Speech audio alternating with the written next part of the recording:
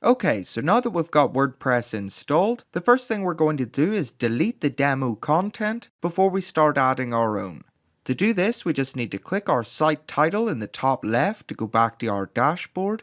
And then if we click where it says Pages on the left, this is going to show us any pages we have on our site, which at the moment is just this demo page.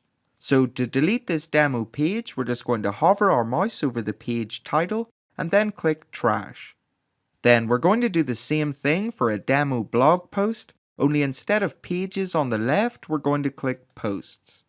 Then we can just hover our mouse over the post title and click Trash to delete it.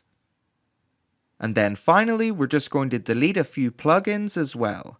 So on the left hand side, we can click where it says Plugins, and that's going to show us any plugins we have installed.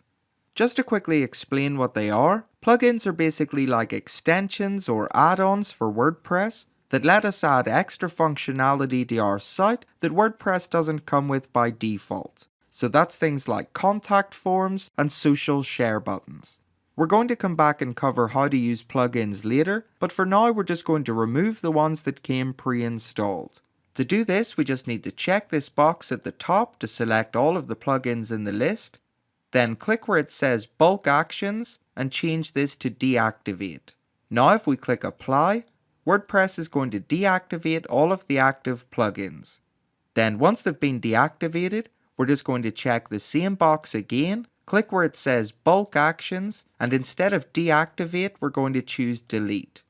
Then if we click the Apply button, it's going to ask us if we're sure, and when we click OK, WordPress is going to remove all of the plugins from our site. And now that we've deleted the demo content and removed all of the pre-installed plugins, our WordPress site is now completely empty and ready for us to start customizing.